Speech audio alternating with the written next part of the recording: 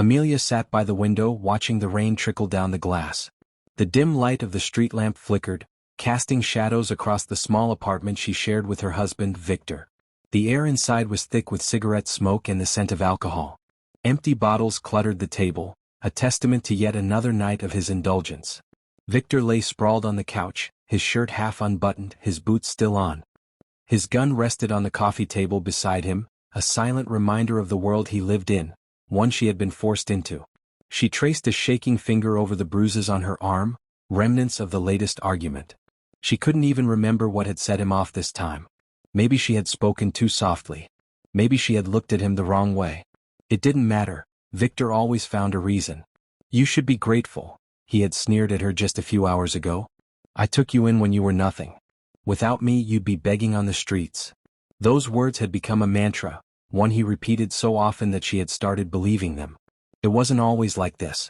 Once she had dreams of painting, of traveling, of becoming someone. But Victor had crushed them under the weight of his control. He didn't let her work. He didn't let her have friends. Every aspect of her life was dictated by him. She was his property. The rain outside grew heavier, mirroring the storm inside her. She wanted to scream, to run, to disappear. But where would she go? He had ensured she had no one else. Her hands curled into fists as she glanced at the front door. Maybe she could escape. Maybe this time. "Amelia." Victor's voice slurred through the room, making her flinch. She turned to see him stirring, his bloodshot eyes glaring at her. "Get me another drink." She hesitated for a second too long. "You deaf?" He pushed himself up and staggered toward her, his face twisted in rage. Fear gripped her as she rushed to the kitchen, grabbing a bottle from the counter. She handed it to him with trembling fingers. He snatched it away, scoffing. "Useless. That's what you are." She bit her lip to keep from crying. "Say it," he ordered. She knew what he wanted. She had said it countless times before. "I'm useless," she whispered.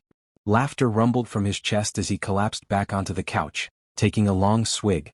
Amelia walked back to the window, pressing her forehead against the cold glass. Outside, the city moved on, indifferent to her suffering. For the first time, a thought crossed her mind. A dark, final thought. What if she just disappeared? Days blurred into nights. The cycle never changed. Victor's crimes grew bolder, his temper more volatile. He started disappearing for days, returning home with bloodied knuckles and fresh wads of cash. Amelia didn't ask questions. She had learned long ago that curiosity led to pain. One evening, as she set the table for dinner, a news report played in the background. Police confirmed that notorious gang leader Victor Alvarez was killed in a shootout earlier today. Authorities say Alvarez had been involved in multiple criminal activities, and his death marks the end of a long manhunt. The plate in Amelia's hands slipped and shattered against the floor. She barely heard the news anchor continue. Her mind was a whirlwind. Victor was dead. The man who had controlled her life, who had dictated her every move, was gone. She should have felt relief, freedom. But all she felt was terror. For years, he had told her she was nothing without him. And now she was forced to face that possibility.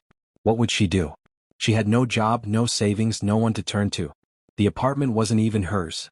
Everything had been in his name. Panic clawed at her chest. If she was nothing without him, then maybe she truly was nothing. That night, she walked aimlessly through the streets. The world felt foreign without Victor's shadow looming over her. Her feet carried her to the railway station. She didn't know why she was there, but the sight of the tracks stretching endlessly into the distance felt right.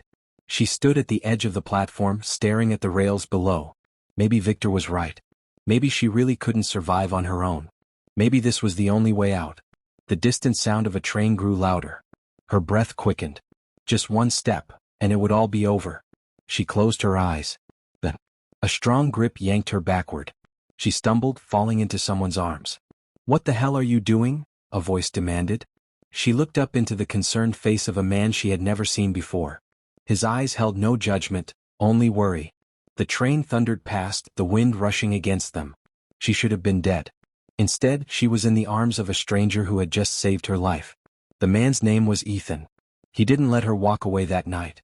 He sat her down, listened to her, and, without even realizing it, became the first person in years to show her kindness. Ethan worked at a women's shelter, and he convinced her to come with him. It wasn't easy. The scars Victor left weren't just physical. But slowly she started to heal. She learned how to take care of herself, how to make her own choices. One day, as she helped clean the shelter, she found an old box of paints. Curious, she picked up a brush. What started as a distraction turned into an obsession.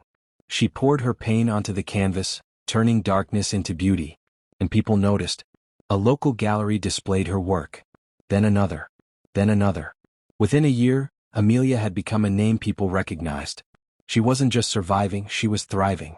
Years later, Amelia stood before thousands, the bright lights of the stage illuminating her. The crowd had gathered to hear her story. She scanned the front row where Ethan sat, their daughter Laura beside him. Tears pricked her eyes. She took a deep breath and spoke.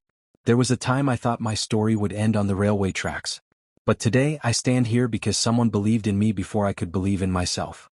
And now, I dedicate my life to proving that no one is ever truly helpless, and that every ending can become a new beginning. The audience erupted in applause. Amelia smiled. She had been to the edge. But she had found her way back. And now she was free.